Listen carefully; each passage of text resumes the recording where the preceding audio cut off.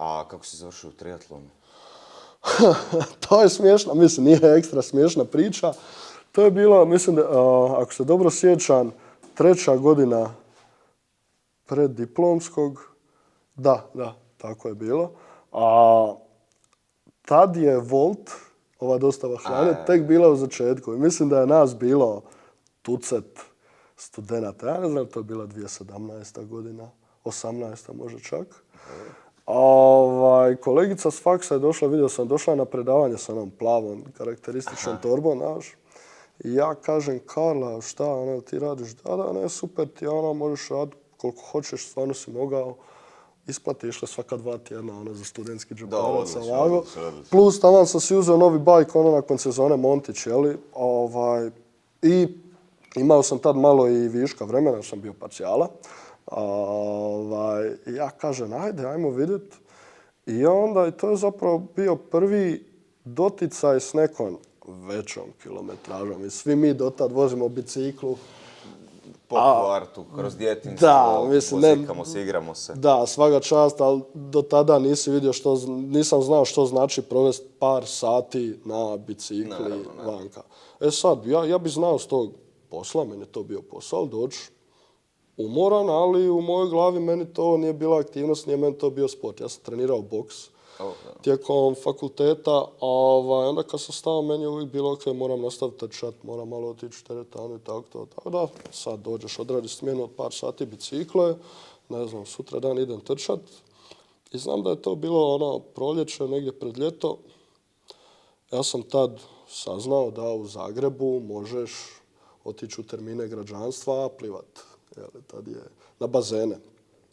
Ja, čovjek Dalmatinac, mora, ne mogu reći da nisam u životu plivao non stop si mora, ali nikad nije to bilo strukturirano plivanje. Idemo mi plivati, idemo se kao pučkati. Kao sport, nego više kupanje i drugo. Tako je. Odakle mi je došla ideja da bih ja htio ići plivat, pojma nema. Znači, trčanje je vrlo jednostavno. Trenirao sam nogomet čitavu osnovnu do srednje. U srednje ovo što smo rekli, malo pumpanje, plus nastavio sam trčat. Tako da taj dio sam zadržao i na faksu. Plivanje, nemam pojma, to je neobjašnjivo. I ja ne znam, onda kad sve to spojiš, je li ti algoritam nešto negdje ubaci? Ili sjećam se, jedno sam bio na Jarunu tamo, na onom rubu gdje imaju onaj dio parka gdje isto ekipa, pumpanje. Onaj street workout. Tako je. I ja sam tamo radio i prošla je grupa biciklista, odnosno triatlonaca. Vidio sam im dresa. Mislim da su čak, ako se dobro sjećam, to bili moji iz triatlon kluba Svibir.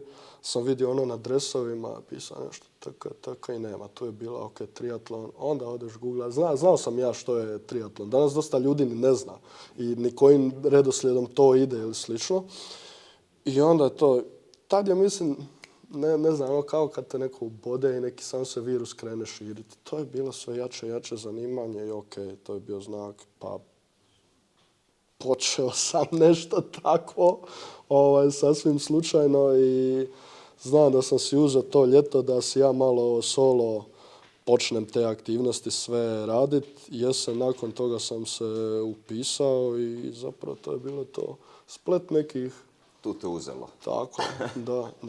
Evo, do dan danas ne pušta, nisam siguran da ikad i hoće. Vidit ćemo. Pa, to je kao neka vrsta virusa. Meni isto tako biciklizam, sasvim slučajno, isto na faksu, isto parcijala. Da. I kad te obuzme, kad ti kreneš neke kilometraže, vratiš se u to djetinjstvo, opet si slobodan, pogotovo na tom biciklu. I prelaziš neke kilometraže i tako dalje, putuješ, otvoriti neke spektre gdje ti teško izaći iz toga. Da, jer upravo to je ono što mi se sviđa. Ne znam, prije dosta me pitaju kako si sad, bio si tako reći freak po pitanju tog street workouta i slično. A to mi je u jednom trenutku postalo dosadno jer ima to neke svoje limite. Ti sjedneš na bajk, uvijek je nova ruta. Uvijek je novi dio države koje nisi istražio. Uvijek su, ne znam, dolomiti, uvijek je neki novi segment.